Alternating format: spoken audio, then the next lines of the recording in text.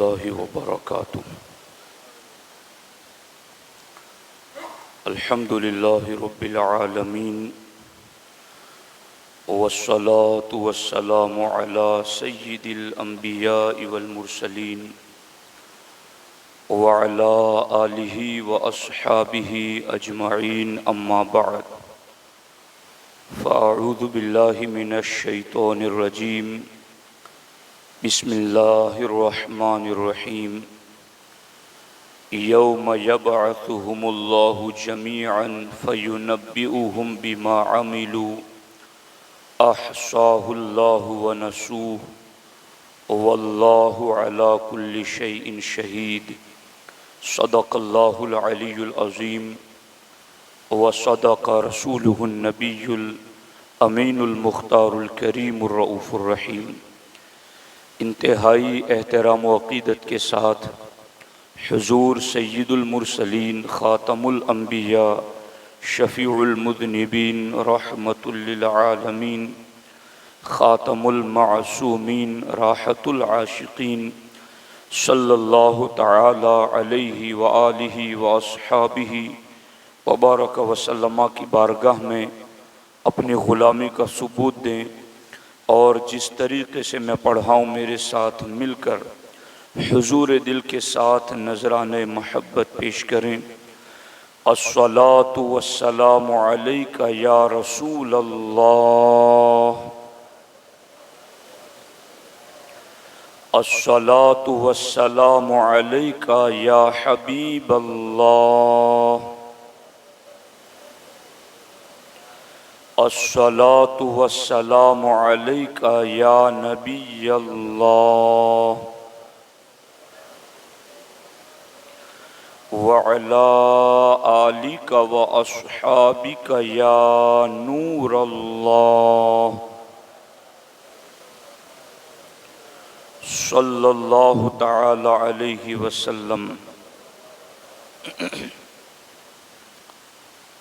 دوستان محترم، قرآن مجید کی آیات طیبات کی روشنی میں آج آپ کے سامنے بعث بعد الموت کے عقیدے کے حوالے سے کچھ باتیں رکھنا چاہتا ہوں۔ ایک ایسا عقیدہ جو عقیدہ مومن کو نیک عمل کی طرف مائل کرتا ہے، ایک ایسا عقیدہ جو مومن کو ہر قسم کے گناہ سے بچنے پر آمادہ کرتا ہے، اس عقیدے کو بعث بعد الموت کا عقیدہ کہتے ہیں، یعنی مرنے کے بعد اٹھنا۔ چونکہ جب مکتب میں ہمارے بچے پڑھنے کے لیے جاتے ہیں، اسی وقت انہیں ایمان مفصل سکھایا جاتا ہے، اس کا ترجمہ بھی سمجھایا جاتا ہے۔ ایمان مفصل جن لوگوں کو یاد ہیں تو وہ اچھے طریقے سے اس بات کو جانتے ہیں کہ مرنے کے بعد اٹھنا یہ بنیادی عقائد میں سے ایک بنیادی عقیدہ ہے۔ آمنت باللہ وملائکتہ وکتبہ ورسلہ والیوم الآخر والقدر خیرہ وشرہ من اللہ تعالی والبعث بعد الموت۔ میں ایمان لایا اللہ پر، میں ایمان لایا اس کے فرشتوں پر، میں ایمان لایا اس کی کتابوں پر، اور میں ایمان لایا آخرت کے دن پر۔ میں ایمان لایا اس بات پر کہ تقدیر بھلی بری من جانب اللہ ہے، اور میں ایمان لایا اس بات پر کہ مرنے کے بعد اٹھنا ہے۔ یہ میں نے تو پڑھ کر کے آپ کو گواہ بھی بنا لیا، آپ کو بھی اس کے ساتھ ساتھ اس چیز کو دہرانا تھا یا کم از کم دل و دماغ سے اس کی طرف توجہ دینی تھی کہ یہ ایمانیات کی بات ہے۔ میں ایمان لایا اس بات پر کہ مرنے کے بعد اٹھنا حق ہے۔ مالک یوم الدین، اللہ جو ساری کائنات کا خالق اور مالک ہیں، اس نے کہا کہ وہ یوم جزا کا مالک، جس کو ہم ہر نماز میں پڑھتے ہیں، سنتے ہیں، مگر دھیان بہت کم لوگ دیتے ہیں۔ حل من مدکر، ہے کوئی دھیان دینے والا؟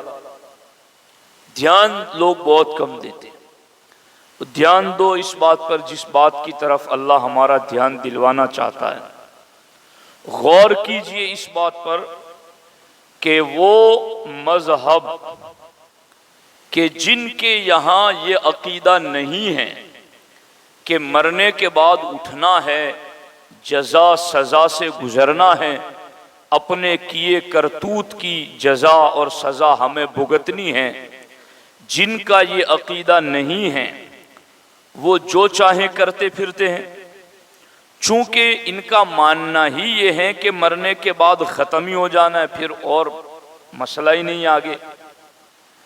لیکن ہمارا عقیدہ ایسا نہیں ہے کہ مرنے کے بعد ختم ہو جانا اور کوئی پوچھ گچھ نہیں، کوئی سوال نہیں، کوئی امتحان نہیں، کوئی حساب نہیں، ایسا ہمارا عقیدہ نہیں ہے۔ ہمارا عقیدہ یہ ہے کہ مرنے کے بعد اٹھنا حق ہے، یقینی ہے، یہ ایمانیات میں سے ہیں، ضروریات دین میں سے ہیں، اس کا انکار کفر ہے۔ یہ اتنا حتمی، قطعی اور یقینی عقیدہ ہے، چونکہ یہ ایک انصاف کا بھی تقاضا ہے، اور اسلام یہ انصاف والا دین ہے۔ جو نیکی کرے اس کو اس کی جزا اور بدلہ تو ملنا چاہیے انعام کے طور پر، اور جو برائی کرے، بدی کرے، اس کو اس کی سزا تو ملنی چاہیے۔ اگر قیامت کا دن قائم نہ ہوتا تو نیکوں کو ان کی نیکیوں کا انعام کیسے دیا جاتا؟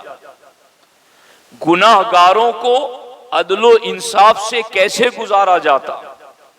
تو اسلام نے حکمت عدل اور درجنوں دیگر حکمتوں کی وجہ سے قیامت کے دن کو قائم رکھا ہے، اور وہ قائم ہوگا وہ دن، اور اس دن کی یاد ہمیں ہر نماز میں سورہ فاتحہ میں امام کی قرات کے ذریعہ یا خود اپنے لفظوں سے پڑھنے کے ذریعہ یاد دلائی جاتی ہے۔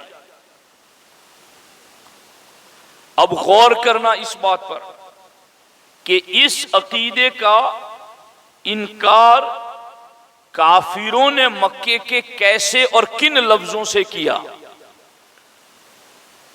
اور آج مسلمان اس عقیدے کے حوالے سے کیا سوچ اور کیا فکر رکھتے ہیں۔ قرآن مجید کو جب ہم پڑھتے ہیں تو قرآن مجید میں اللہ رب العزت نے مکے کے کافروں کے سامنے یہ بات رکھی۔ اب یہ پہلی بات ہے، اس کو دھیان سے سننا۔ قرآن میں سورتیں دو قسم کی ہیں، مکی اور مدنی سورتیں۔ ہجرت سے پہلے جتنی سورتیں آیتیں نازل ہوئی وہ سب مکی ہیں، چاہے مکے میں اتری یا جنگ میں اتری، اور ہجرت کے بعد جتنی سورتیں اتری وہ سب مدنی ہیں، چاہے جہاں اتری۔ ہجرت سے پہلے جتنی مکی سورتیں ہیں ان مکی سورتوں کو آپ پڑھ جائیے۔ میں اللہ کی توفیق سے حافظ قرآن ہوں اور بڑی حد تک قرآن کو سمجھ کے پڑھتا ہوں۔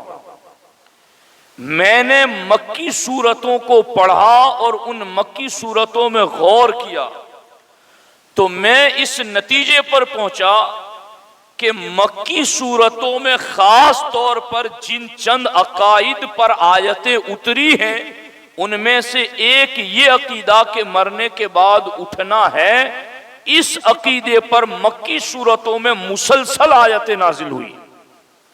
کیوں؟ اس لیے کہ وہاں اس کا انکار کرنے والے تھے، وہاں اس عقیدے کے منکرین تھے، تو اس لیے ان کی اصلاح کے لیے مسلسل آیتیں مکی صورتوں کے اندر باس بعد الموت، مرنے کے بعد اٹھنا حق ہے، اس کی تائید میں آیتیں اتری۔ لیکن جب وہ آیتیں اتری تو ان کی بولیاں کیا تھی مکے کے کافروں کی؟ جب انہیں یہ کہا جاتا تھا کہ مرنے کے بعد اٹھنا ہے تو وہ کیا سامنے سے جواب دیتے تھے؟ یہ جواب جو مکے کے کافر دیتے تھے، بدقسمتی سے آج وہ کئی مسلمانوں کی زبانوں پر آ گئے،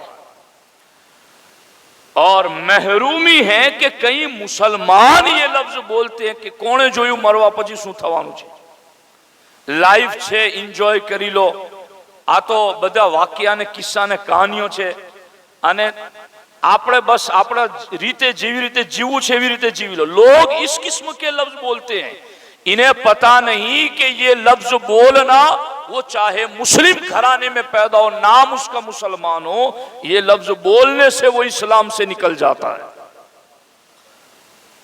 میں لفظ قرآن کی آیتوں کے پڑھ کے آپ کے سامنے ترجمہ کروں گا، جائزہ لینا خود اپنی ذمہ داری ہے کہ کیا یہ لفظ جو مولانا قرآن کی آیتوں کے سنا رہے ہیں، یہ واقعی میں ایسا لوگ بول رہے ہیں یا نہیں بول رہے ہیں؟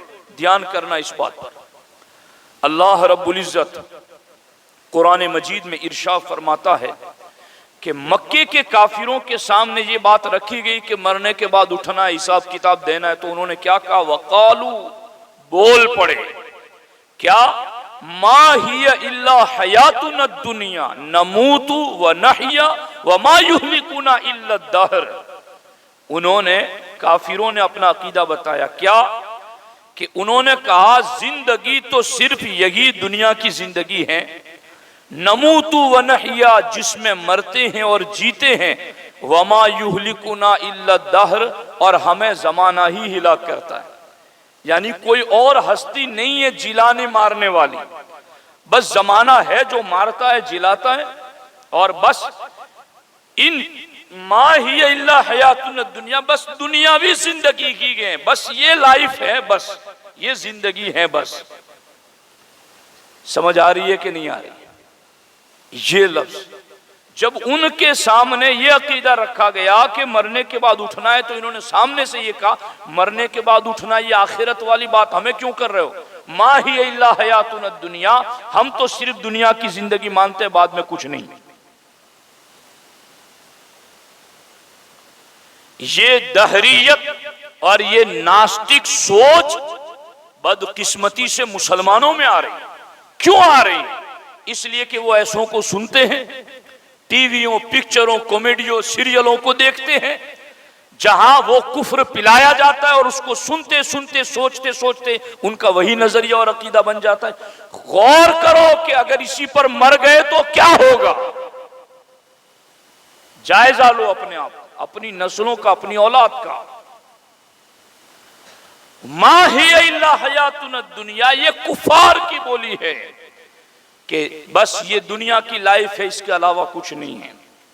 بلکہ یہ لوگ یوں بھی کہتے تھے، جس کو اللہ رب العزت نے قرآن مجید میں سورہ یاسین میں ذکر فرمایا۔ کفار کیا کہتے تھے؟ مَن یحیی العظام وہی رمیم، کہ کون ہے جو ان بوسیدہ ہڈیوں کو پھر سے جلائے؟ مَن یحیی العظام وہی رمیم، یہ ہڈیاں بکھڑ گئی، سڑ گئی، ختم ہو گئی، مٹی ہو گئی۔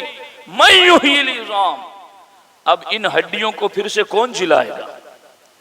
یہاں تک کہ قرآن مجید میں ان کی جو باتیں اللہ رب العزت نے ذکر کی ہے، میں ممکن ہے ایک جمعہ میں بات نہ مکمل کر سکوں گا، اسے کئی جمعہ تک چلانا پڑے گا، چونکہ بات بنیادی ہے، سمجھانی ہے آپ۔ ان کی یہ سوچ قرآن میں سورۃ المومنون میں اللہ رب العزت نے یوں ذکر فرمائے، قالو، کفار بولے، کیا بولے؟ اَإِذَا مِتْنَا وَكُنَّا تُرَابًا وَعِظَامًا أَإِنَّا لَمَبْعُوثُونَ، بولے کیا ہم مر جائیں گے، وَكُنَّا تُرَابًا اور مٹی ہو جائیں گے، وَعِظَامًا اور ہڈیاں ہو جائیں گے، أَإِنَّا لَمَبْعُوثُونَ تو کیا پھر ہمیں اٹھایا جائے گا؟ یہ انکار کے انداز میں کفار کی بولی اللہ نے قرآن میں نقل کی کہ وہ انکار کرتے ہوئے یہ لفظ بولتے تھے۔ یہ سورۃ المومنون میں ان کے یہ لفظ ہیں۔ دوسری جگہ سورۃ الصافات میں ان کی بات اللہ نے پھر ذکر فرمائی جب وہ کہتے تھے اَإِذَا مِتْنَا وَكُنَّا تُرَابًا وَعِظَامًا أَإِنَّا لَمَبْعُوثُونَ، وہی لفظ ہے، وہی ترجمہ ہے۔ اور سورہ صافات میں ایک دوسرے مقام پر ان کے وہی لفظ دہرائے گئے اَإِذَا مِتْنَا وَكُنَّا تُرَابًا وَعِظَامًا أَإِنَّا لَمَدِينُونَ، لَمَبْعُوثُونَ کی جگہ یہاں لَمَدِينُونَ آیا کہ مکے کے کافر یہ کہتے تھے جب ہم مر کر مٹی ہو جائیں گے، ہڈیاں ہو جائیں گے، تو کیا ہمیں جزا اور سزا دی جائے گی؟ یہ انکار کرنے والا ان کا انداز تھا۔ اسی طریقے سے قرآن مجید میں سورہ قاف میں اسی مضمون کو، اسی سوچ کو کفار کی اللہ نے پھر ذکر فرمایا اَإِذَا مِتْنَا وَكُنَّا تُرَابًا ذَلِكَ رَجْعٌ بَعِيدٌ، کیا ہم مر جائیں گے اور مٹی ہو جائیں گے تو پھر جئیں گے؟ یہ تو پلٹنا دور ہے، کیا پھر ہمیں پلٹایا جائے گا؟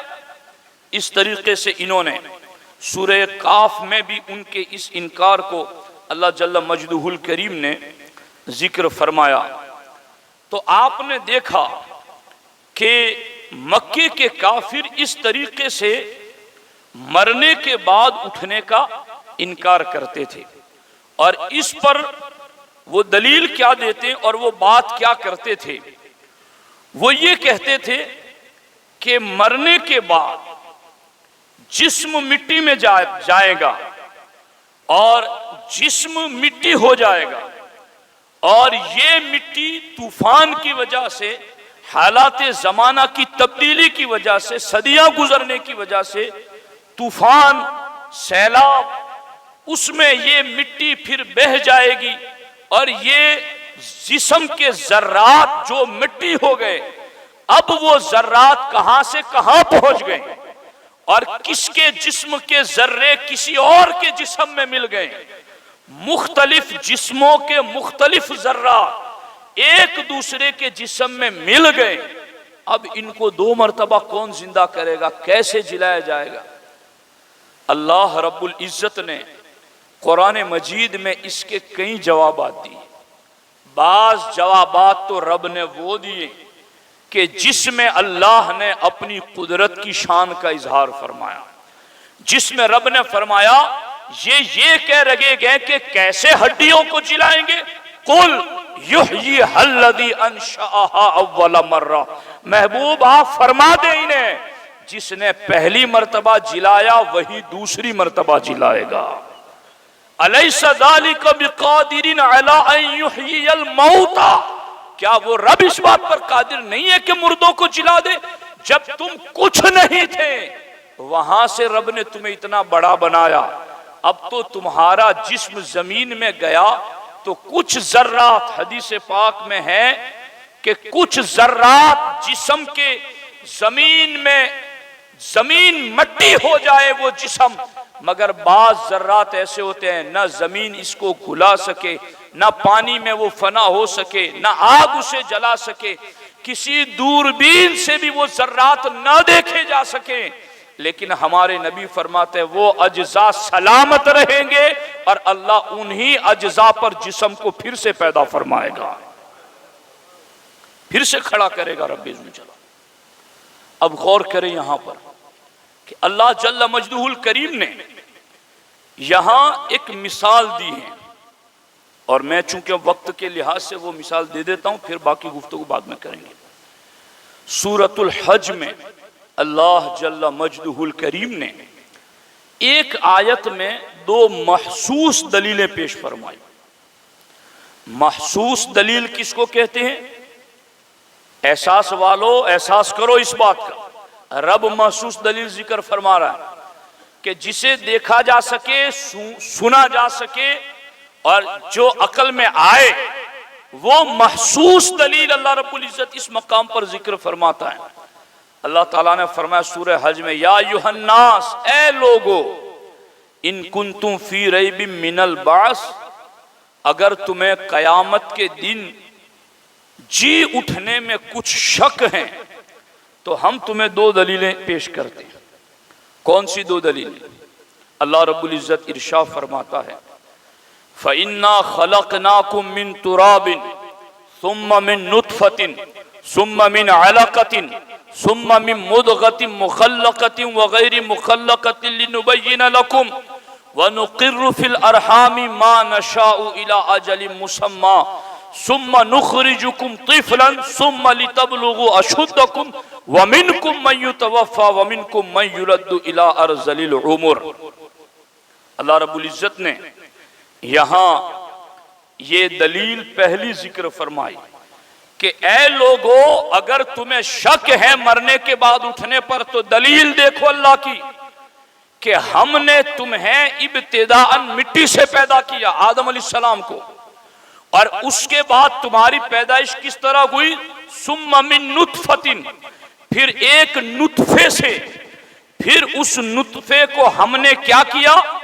اللہ رب العزت ارشاد فرماتا پھر اس کو ہم نے خون بنا دیا، پھر اس خون کو ہم نے جمع ہوا غیر جمع ہوا گوشت بنایا، اور پھر اس کو ہم نے ماں کے پیٹ میں ایک مدت تک ٹھہرایا، اور اس کے بعد کیا ہوا؟ ثم نخرجکم طفلا، پھر ہم نے تمہیں بچے کی شکل میں ماں کے پیٹ سے پیدا کیا، ثم لتبلغوا اشدکم، پھر ہم نے تمہیں جوان کیا، ومنکم من یتوفی، پھر تم میں سے بعضوں کو ہم نے موت دی، ومنکم من یرد الی ارذل العمر، اور پھر تم میں سے بعض کو ہم نے عمر کے آخری حصے تک پہنچایا۔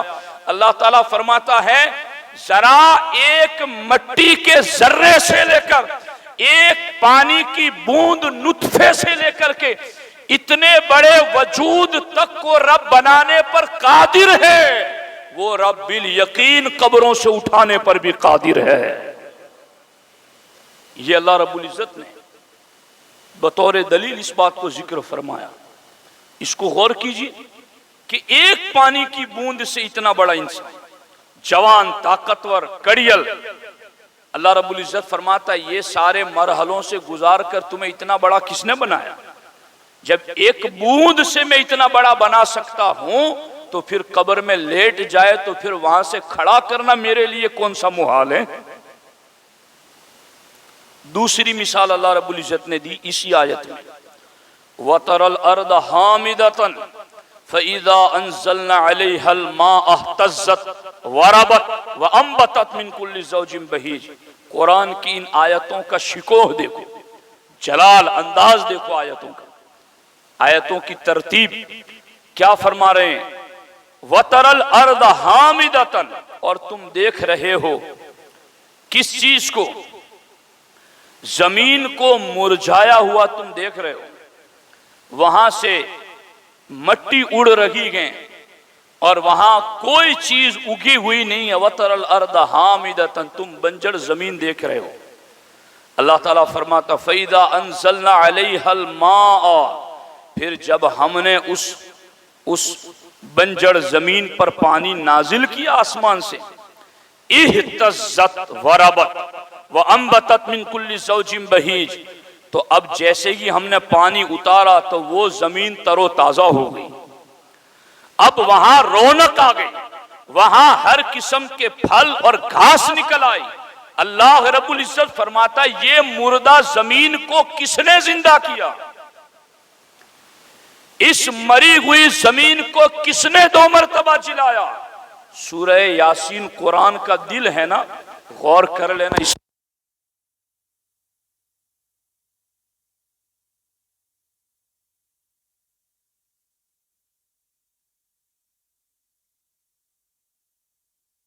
سبزہ نہیں تھا، کوئی گھاس نہیں تھی، مگر ہم نے پانی اتارا تو وہ زمین رونق والی ہو گئی، سبزے اگائے، مردہ زمین زندہ ہو گئی۔ اللہ رب العزت فرماتا ہے پوری دنیا کی زمین پر ہم پانی برسا کر یک بیک مردہ زمین کو جلا سکتے ہیں تو انسانوں کو ہم کیوں نہیں جلا سکتے؟